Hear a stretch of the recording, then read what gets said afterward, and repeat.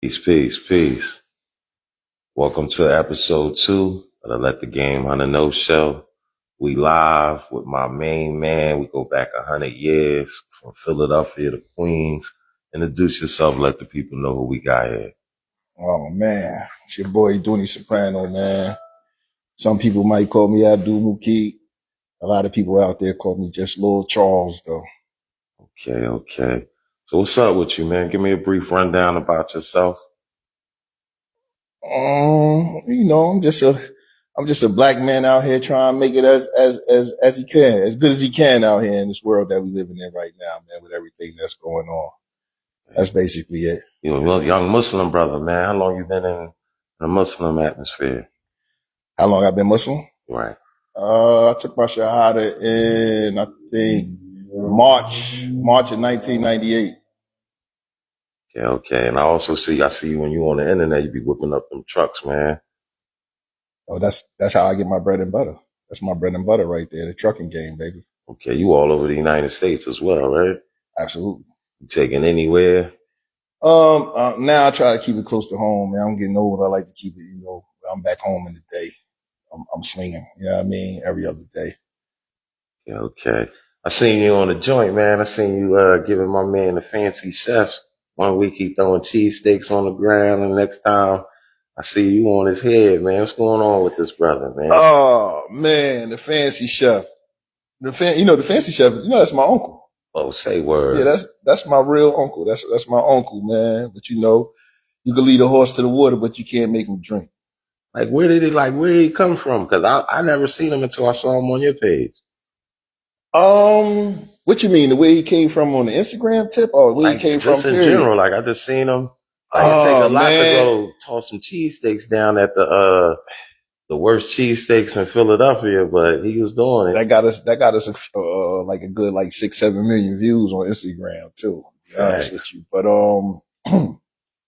I don't know where that nigga came from. He adopted, but I just know he was there before I got there. You know what I'm saying? I don't know where that nigga came from, but he's adopted, and he was there when I got there. Is he a good cook? Is he a good cook? Actually, to be honest with you, the nigga could cook because he cooked everything that my grandma used to cook. So he got all my grandma recipes, and he might have tweaked it a little bit like that, but that's about it.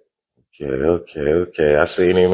He said no more cooking in the good kitchen. Oh yeah, nah, you can't cook in the big kitchens no more. All the, everything that you seen that was fancy, man. You know where it came from. Okay. How was it? How's life been treating you out in Philadelphia? Oh man, where we at? Yeah, we out here. We on the west side of things. We on the west side of things. We in one of my young bucks places of business right now, man. Husky 6200. Where I just gave my man a fresh lineup, cha-ching. Oh man, you always get me ready every time I come into the city, man. But I can't forget about my other man too. So my man, Big G, little mountain head over there. Shout out to Big G. Yeah, he know who he is, Abdul Rahim. Yeah, now we go back from the 90s, man.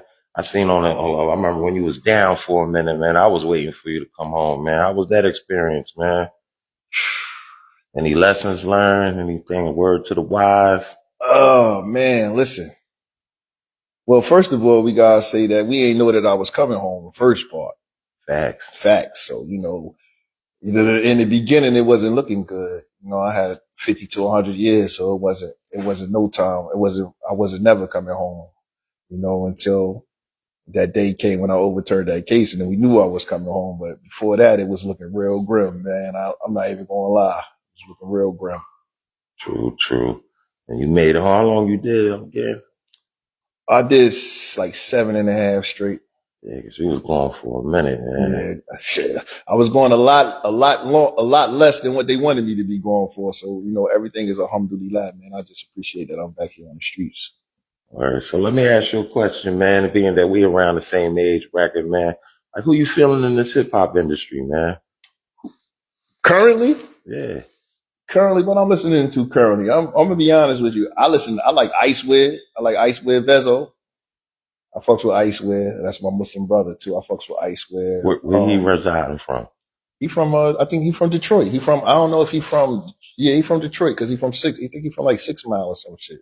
Cause yeah, 6 Mile. I sure should be talking about 6 Mile. Yeah, you best put me on. You gotta plug me in with this. Yeah, right guy, now man. I'm rocking with that Icewind Vezo right now. Okay, and anybody else? Let me see. Oh, Tor, West Philly Tor. Yeah, I just ran into him a couple of weeks. Oh yeah, over the summertime. They don't, and I be kind of mad because I'm like, I like Tor, and I don't think they pushing them the way that they need to be pushing them. You feel what I'm saying? Like, I think that because, like, I like him. You know what I mean? He can rap, he lyrical, he can spit, and he ain't just talking about this shit that everybody else talking about. Because I'm tired of hearing about that fire. shit. Yeah, definitely. Got some fire. Good peoples too. Him and his management, man. Got yeah, some good people. Yeah. What they from 59th Street or some shit, right? Well, last time I saw him, we was all at the spot on 54th Street, and my man Ye spot over here on 54th and Haverford. We was all kicking it out up over there. Everybody introduced me to him. Yeah. My man Samaj, I think he does production. He had introduced me to him as well. But, you know, he's a humble brother, and I was listening to his music while we was out there kicking it. He got some stuff. Nah, Tor hot. This is my and the crazy part about it though is that my little how old is Mimmy? Mimmy like 10, 11? No, the Mimmy about to be 12.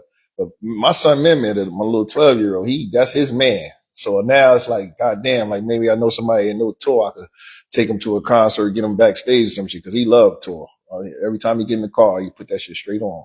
Yeah. Now, how was it? Like we similar. How is it like you know, moving in between Philadelphia and Queens, man? Ooh, the transition from Queens to Philadelphia? Yeah. Well, you know, I'm a Queens nigga, so anywhere I go, I'm gonna carry like a Queens nigga. So, you know, Queens niggas, we know how to go somewhere and blend in. Cause this Philadelphia is not the state, you know, niggas always be talking about our city. I'm from New York. This is not the city where you come boasting your chest up saying that, you know, you from New York and you thinking that you gonna take some shit over out here. You just gotta blend in and fit in where you can fit in at, man, and make the right moves. True. Now, as far as your internet presence, man, I'm like, I know you don't rap or anything like that. You're not a producer.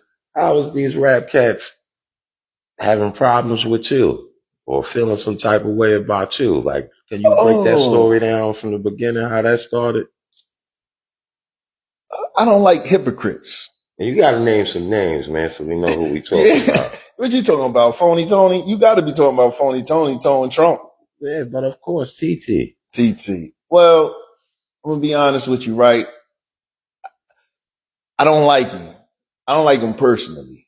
And that's, you know, and I see that he be out here trying to do stuff for the community, and I applaud that. But, you know, what's done in front of the camera is good, but what's done behind the scenes is even worse.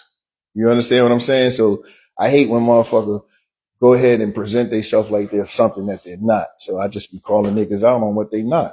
And if nigga feel some type of way, like I said, we could do whatever the fuck he want to do. You want to go on? I wanted to go on Wallow and fight the nigga for maybe we could have got a couple dollars to put towards our charity or something like that. But he didn't want to do that. You know, I even offered to, I'll bring my security. I'll pay security because I was going to hire Malik and what's the name of his joint? Get Prepared or Be Prepared or whatever. I was going to hire the Browns, that, you know, Khadijah Alderman and them peoples. I was going to hire the Browns, Zai, Malik, and all of them to be my bodyguards, and we would have just met up and handled it like men. He ain't want the smoke. Nah, he don't want that. See, what a lot of things is like this, man. Like, you know me from the streets. You know me since I was a young buck. Correct. You know me since how old I was. From Queens, Southside Jamaica, Queens. I met you in Queens. It's like from the 90s. Since I was a kid, since I was a baby, since I came outside, and I came outside when I was about 14 years old, right? And I've never been the type of person. First of all, I never start trouble. I don't start trouble. Now with him, I might have started because I said something to him because he don't know who I am. But I just had to say something because I just, like I said, I hate hypocrites and this nigga all over the TV and shit. That shit was irking me. That was it. Yeah, because I'm just like, you know, I just be trying to figure some things out, man, because, you know, a lot of people have bad experience, and I'm like, everybody can't be wrong. That's another thing, you know, and the crazy part about it is that being that I agreed that I can't say nothing about the situation because, you know, your man, he goes to he goes to the Magic Leases and the MAMs and he has people call these people and that. And then now you got a whole, and people don't like to be caught up in that fitness. So to respect the brothers that was involved with that situation, I can't talk about that situation. But I can say that everybody that I know personally, and it's about a good 6 people that I know that know this boy personally and done business with this boy, everybody has the same outcome, that he burned them in the end. Yeah, that's pretty trippy, man. I don't understand, because I seen the guy, even though I know y'all both Muslim brothers, I seen the young guy, the rapper, Santos. He was saying how he was pulling the Muslim card. Yeah, but you see, and that's another thing. You see, because, then it's like, I think he did his homework. You feel what I'm saying? I think he did his homework. I think he went and he asked people like, yo, who this boy? But when he got his report back, I think he found out that he's not on this boy level, because he's not on my level in any type of way. You feel like he a rapper, he famous, and he got a little bit of a following and all of that, but he ain't got no bread. He not fucking with me on the bread tip. So I think he went ahead and he got that. The nigga called me. He called me up and he was happy about getting a $10,000 check. Oh. I done gave $10,000 away before. You understand? Like, we not the same. So I had to check him. He sent me a bunch of this shit, and he getting lawyers involved and all that. I ain't got no time for that type of stuff. Are you serious? Man. I got the text messages. Lawyers. He told me, he said, cause I told you, I didn't, he tried to say that I threatened to hurt his family. I threatened his kids and all of this type of shit like that. When I got all of the text messages, the only thing I said was, nigga, we can rumble. We can meet up anywhere. He called me from, and I don't even know it was him, because I never spoke to him. I don't know his voice, or, you know what I mean? I don't know who I'm talking to on the phone. So somebody had called me from a blocked number, and I answered. They said, yeah, come to fucking 52nd and Ludlow. So I thought about it. I'm like, man, who am I talking to? Like, anytime we had conversation back and forth between me and him, it was either on Instagram, so I know who I'm talking to, or his phone number, because I got his phone number, his personal phone number. You feel what I'm saying? Right. So now you calling me from a private number, telling me to meet you somewhere else. I don't know who the fuck I'm going to meet. I look like Boo Boo the Fool. So that's why I was like, no, whatever we going to do on camera. We going to rumble on camera. Like, whatever we going to do, we'll do on camera. And you said the best platform will be the Wallow and Gilly. The Gilly and Wallow Fight Club. So Wallow cool with me, Gilly cool with me. Talk to him now. I said, nigga, I was locked up with Wallow. I ain't fuck with him when I was locked up, but I was up Dallas. I got kicked out of Dallas in 09. I was up there with Curly Top, Big G, and all of them in 09. You know what I'm saying? So I ain't like, that's why I'm telling you. The niggas that he went and talked to about me and was like, yo, who the fuck is this nigga from New York talking shit that say he be in Philly and he found out who I was and he fell the fuck back. That's what happened. Yeah, because I'm like, that's terrible. Because I even talked to the guy, Vegas. He was like, he ain't in the G-Unit Philly joint no more. He said it's over. Who ain't? Your man TT. He said he was affiliated with the G-Unit Philly shit. Get the fuck out of here. I got the footage. When they first started it out, I got the footage. We was down there for the video shoot. See, but that don't surprise me though.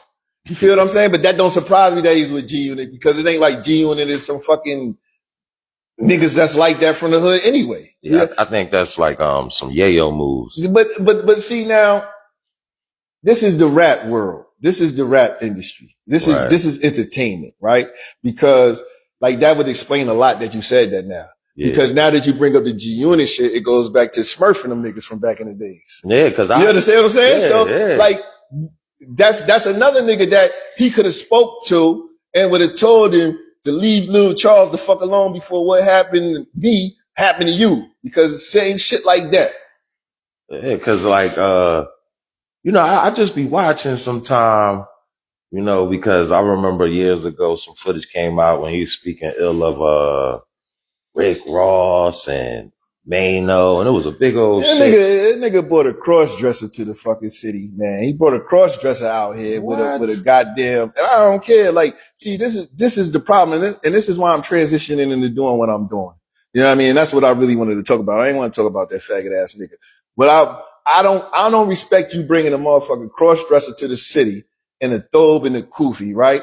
And then getting on TV screaming Allahu Akbar, Allahu Akbar, because that's the only time that I see that niggas really stand behind you and speak up is when you saying takbir. You feel what I'm saying? And that shit really, like, we don't represent that. I don't give a fuck if Young Thug took a shahada. Young Thug ain't going to be the forefront of this thing that we standing on. They not going to be the mascots. They bringing all of these stars that live all these alternative lifestyles and all of that shit like that. They bringing that to this thing that we got, this dean, this Alice Lamb, and they try and pass these people off like they thorough because they getting it checked. So that's why I'm doing what I'm doing now. And what I'm doing now is I'm coming to the forefront of this thing, and I'm going to be out there, and I'm going to be checking niggas if they ain't right. And if they ain't right, they ain't right. Now, let me get this clear. You telling me he bought who is the cross dresser? The CeeLo Green. You don't remember when CeeLo Green was wearing dresses and all of that? Yo. You don't remember the bride dress? Right, yeah, I put a post up about that. Fingernails painted. I seen the guy Oskino talk about it. He said they staged the chain giving. Listen. That's what he was saying. Listen, he a part of it. He a part of it, man. He a part of it. And then I hate fraud niggas because it's like this, right? I'm gonna tell you, my man Rue and my sister Nick, right? They got an organization where they do all of this shit, where they give back to the community. You know, they send people to school to get trained. They do all of this community activist work, right? Work with the city councilman and all of that. Now, yes, they take pictures and they post it and all of that, but they don't go out there and be like, hey, listen, this is Rue and Nick, and we giving out this food that we got from a grant, or they gave us from the government to get a yard, but we making it look like we put up our own money to get his food out. Like, this is the type of shit, and we on camera with it all the time. We always on camera. We want everybody to know every good deed we do. That's not how the game go. That's not how you're supposed to do it. So is you doing it for likes, or is you doing it from out of your heart? See, these niggas ain't doing it from out of their heart. And I see that they building off of fake shit. So I got to knock it down and bring it in real. Yeah, because I'm like, the Muslim way is you're supposed to be humble, but I just never saw like a Muslim brother be like, gang banging, waving around a flag. And then I was even around one day when we was doing some video work, and I had a couple young brothers from down Baisley. They was asking him who brought him home. They was mad as hell about that. Like, he flagging, like, who brought his son home? And I ain't gangbanging, so I don't really know. I never gangbang. I never gangbang ever in my life. I hang out with my crew, you know what I mean? But I never gangbang. You already know that. I never gangbang. Hey man, we definitely gonna have to you're gonna have to give out these people these Instagram and everything, let them know how they can contact you and everything like that. Because I know a lot of people won't want to hit you up after this one. Well, it's DUNNIE _ Soprano, SOPRANO. Okay. I hear that. Y'all make sure y'all get at my man. You know what I'm saying? Now, also, between Philadelphia and Queens, I'm going to ask you the two questions. Give me a good school, your go-to food spot in Queens. And give me a go-to food spot in Philadelphia. Oh, man. In Queens, a go-to. We don't really do Queens. We do the city. You know what I'm saying? Give me some. We do the city. I've been everywhere in the city, in Miguel's. I don't know. But, in Philly, what you want? Just in general, like if you had to put somebody on, be like, man, I'm looking for a good place to eat in Philadelphia. Oh, I'm going Ocean Prime. Ocean Prime? Yeah, Ocean Prime. That's probably my favorite spot. The Chilean sea bass. Okay. Yeah, that's probably my favorite spot. All right. Now, as far as with the on the family side of things, how many kids you got? I got four. Four boys. Four boys. Yeah, I done passed you, caught up, passed you and everything. Yeah. I started off with a little bit. Yeah, now I got the whole nine piece. You got 9 now? 7 boys and 2 girls. God damn. Yeah, I got the whole crew, man. Yeah, no, I can't afford none. Yo, anything you want to, any type of messages you want to give out to the people? We got some police activity out there. Police activity There's out always there. some police activity. Police activity outside. Advice to the people, man. My advice to the people is just, man, like I said before, you always got to be yourself and stop letting these people manipulate you and put your morals and principles in jeopardy, because they out here, they misleading our people, man, from the music, you know, this devil worshiping music, this killing music. And that's another thing that I wanted to talk about, because I had every opportunity to get into the rap game. I had rappers hitting me up to manage them and things like that. But I'm gonna be honest with you, I can't get behind nothing that I don't feel in my heart is right. You understand what I'm saying? And all of these young boys that was out here that was hitting, they all into the drill music, and I'm not feeling that. Do you see the hip hop game getting stronger or weaker in the present times? See, to me, it's getting weaker and weaker and weaker, you know. But I don't never want to be a hater. You understand what I'm saying? Like I don't never want to get in the way of anybody's money. You know, you know how a lot of old people is getting on the younger generation rappers. Like, I don't have a problem with rappers like Lil Yachty and fucking who else? Like Lil Yachty and Lil Uzi Vert. Lil Uzi Vert, you know what I mean? Like the dudes that make good music, and they not, you know, they not pumping to kill your brother. You know, every song is somebody getting killed or trying to take somebody bitch from them and this and that. And I'm tired of hearing that shit, you know? And what it's doing is, if you look at the youth now, they don't have no respect for each other. They don't even have no respect for their elders. So you ask me, you know, do I see hip hop being weaker? Yes, I see hip hop killing the youth, because hip hop right now is either leading them to the graveyard or leading them to a jail cell. That's the only places that hip hop is leading the youth to right now. So what I would love to do and what I would like to do is to put more positive rappers out there and get them into the limelight. Like, you know, back in the days, man, like I said, at one time we had people that really fought and cared about the black community and the future of the black community, like Chuck D, you know what I mean? Public Enemy. You know, we had the fucking self-destruction joint. Even the West Coast, Easy and them had the, what was the name of their joint again? I forget. With Miss But still got smoked at Baby. You know, my baby ain't never hurt nobody, but he still got smoked at Baby's party. Yeah. You know, we got to get back to that. Like, Brand Nubian. Yeah, we got to get back. We got to get back to making people think about what they actually listening to. Intelligent hoodlum. Come on, man. You talking about Tragedy Gaddafi's intelligent hoodlum. Yeah. Like, come on, man. 2-5. Yes.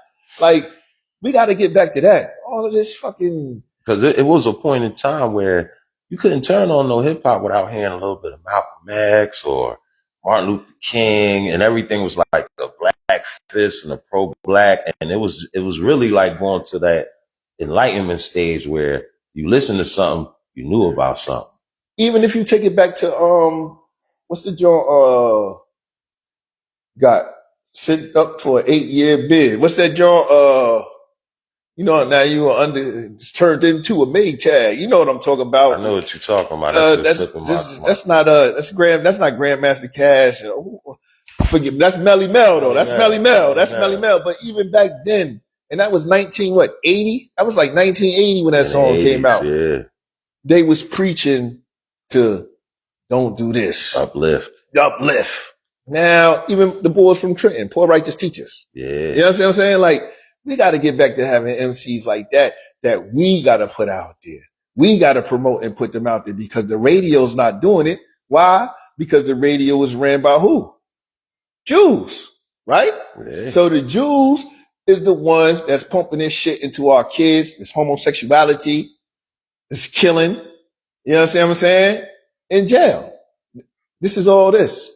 That's all that they doing. So We got to stop, and we got to start calling people out when they is just a vulture to the community, when they not putting nothing in. They just taking out. All these motherfuckers is just taking out, but they not pouring nothing in. Yeah, I think a lot of people, they really don't do that because they feel like they might get exiled.